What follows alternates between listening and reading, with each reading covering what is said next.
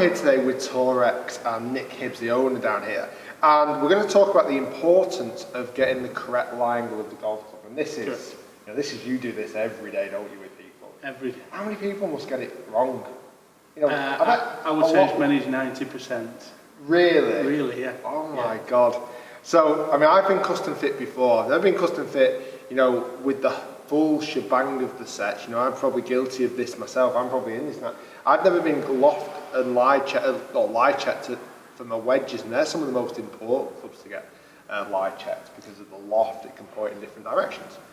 So we've got a golf club here today that's very, very easily bendable. Now, not all golf clubs are they? No, I mean, the majority of golf clubs are forged or cast. Cast are very difficult to move. Yeah. You know, they've been set at high temperature. Forged begins as a little billet of metal and it's stretched into shape, so you can continue to stretch it. Right. Forged tends to feel a little bit softer. Cast feels a bit harder. So that's why the forged head, generally once made contact with, can give that feeling of it being a much softer head, a softer feel off the face.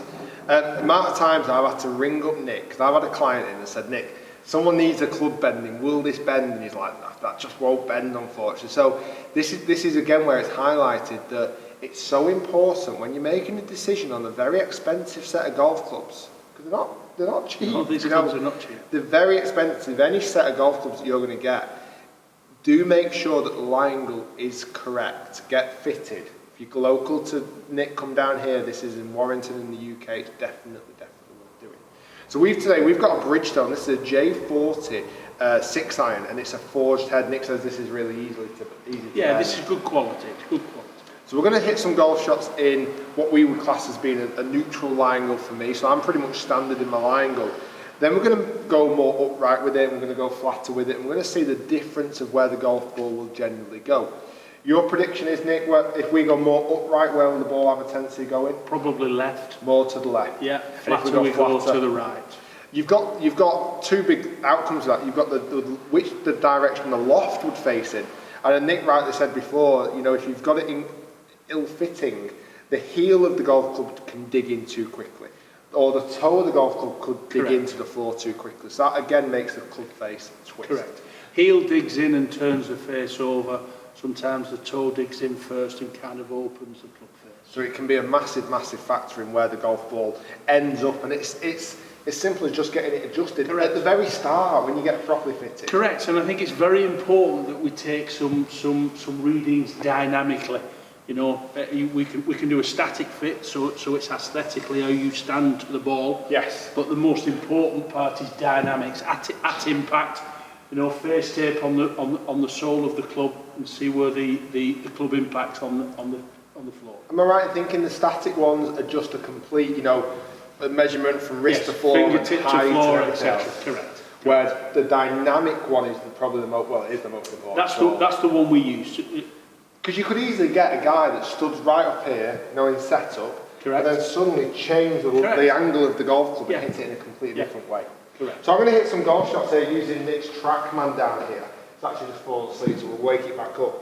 And we'll just kind of see the flight of these few first in our normal line angle. Nick's going to then zip over to the Loft and line machine. No, it's not got a fancy name. That's a shame. So this is the loft and line machine. And we're going to tweak it and then see the actual effects of the golf ball as well and how much it will do. So let's hit some normal ones first. Now straight away, looking down, that's very pleasing to the eye for me. You know, it's a nice looking club head anyway, but the bottom of the golf club sits generally quite flat to the surface.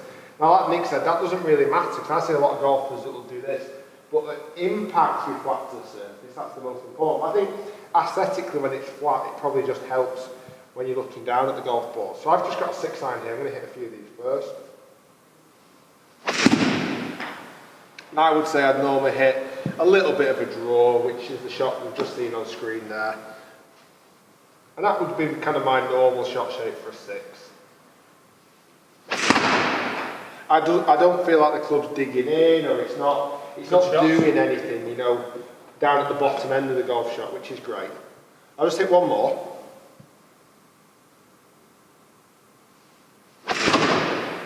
So they'd all be there and thereabouts, you know, 3 relatively consistent draw shots and felt very, very nice. So Nick, I'm going to go over with Nick now and bend this golf club and see now the effects on if we go 2 upright. So this is Nick using the loft and lie machine here. So he just slides it in. Lock it into place. We push the face up towards the these locking bars. We're going to clamp it in at the rear. Yep. So the club is completely fixed, you know, especially this section here. Got some slight vibrations on the shaft. Then we would pull this measuring device forward, so we clamp it square to the shaft, and then it gives us a lie angle reading. It also gives us a loft angle reading. So we get both of them there. Correct. And then this is actually quite a strong 6-iron. One of the last fitting sessions we did, we were trying to give someone less dynamic loft, so that there is less loft on this currently. Okay, not a problem. Okay. And then we're going to make this more upright then, Nick, please, if that's okay. Should we go quite extreme? Yeah, we'll go as extreme as we can. Without breaking it. Damaging the club. Okay, so we clamp the brass bar, finished in brass, so it helps to eliminate any marks on the club. And we're now bending quite upright. Yeah, Nick's just using that big kind of long wrench there. Brute force. Okay. So that now is a more upright golf club, certainly more upright than you're currently used to. So when you put that down, aesthetically the toe looks in a different position. Okay, super. So we've probably moved that by about 3 or 4 degrees? 4 degrees. 4 degrees. Okay, let's go and test that back on TrackMan. Correct. So we're back on TrackMan. We're back in the hitting area here. We've got a club that's 4 degrees more upright. So we're expecting left, big left. Okay. Now straight away, it looks awful behind the golf ball now. The toe looks like it's right off the floor. I feel like I have to stand somewhere like this to make it flat. So I'm just going to hit it normally like I would do normal. Don't try and make any adjustments. Oh, that felt awful. That felt, it's gone. Oh my God, and that felt dreadful. You know, the club, not only did it feel like the heel dug into the floor as well, but everything about that just didn't feel as nice. And didn't suit your eye neither, did it? No, it didn't really at all. Let's hit a couple more. I feel like I've slightly adjusted towards that, but it's still got miles left. Correct. You know, that's missing every green that I've ever played on. Maybe some St Andrews double greens, but that's about it. So we'll go one more. You can really see the effects of that. Oh, it's so far left. And that's just 4 degrees difference. That's 4 degrees difference. Oh yes. My God, 4 degrees, and I've literally not been able to keep that on the planet.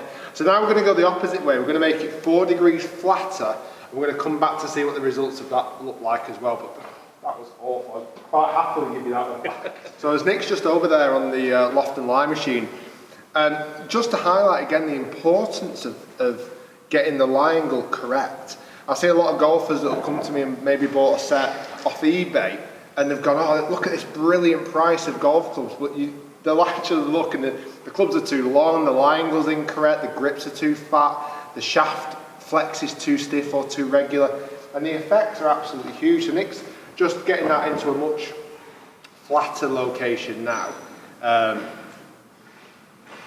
we should see the ball go more to the right, Nick? Correct. Correct. We flattened that off now. Again, aesthetically, that looks very, very different. Looks like you've got to get your hands very, very low. Oh, yeah. It's crazy, you know. As much as obviously, I mean, we're going extremes here. We're going 4 degrees Correct. either way. So correct. I mean, this is very, very flat now. Oh my God, that does look. I feel like I've got to get my hand down here somewhere. Right, I'm going to hit some shots, and we expect this to go more to the right. Correct. I'll probably hit this one straight now. So I generally hit everything a bit left. It's so far right, Nick. I can't understand how far right that is. And it's mainly because the loft, and that didn't feel like it dug in again, but it felt like the loft was just pointing, projection was so far to the right. Correct. Oh my God, that is crazy. So I'll go one more. do feel like I've got to get my hands down here somewhere. I'm going to try and get this one online. Okay. So I feel like I'm going to have to manipulate the face in an awful lot now. I feel like I'm going to have to manipulate it straight.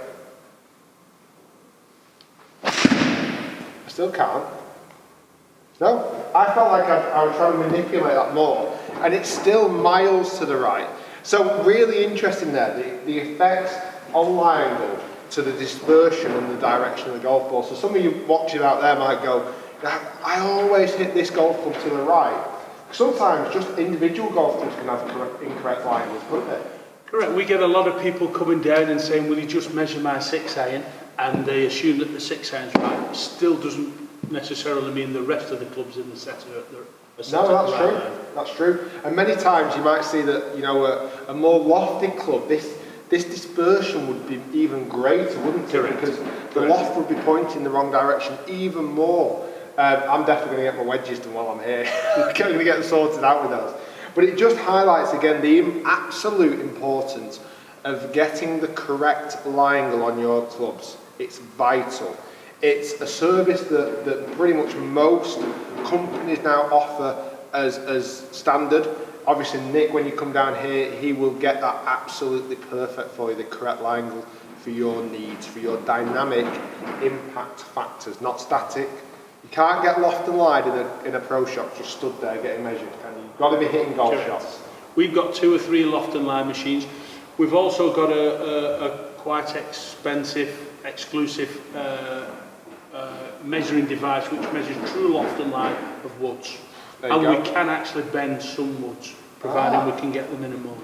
There you go. So, guys, it's definitely worth checking out. You can check Nick out on his Twitter down here and his website as well. To get booked in, you've got to give a call. Do be kind of, you know, be cautious that there is a waiting list a little bit at the moment, so don't be put off if it's a little bit down the line, but the service is without question worth it.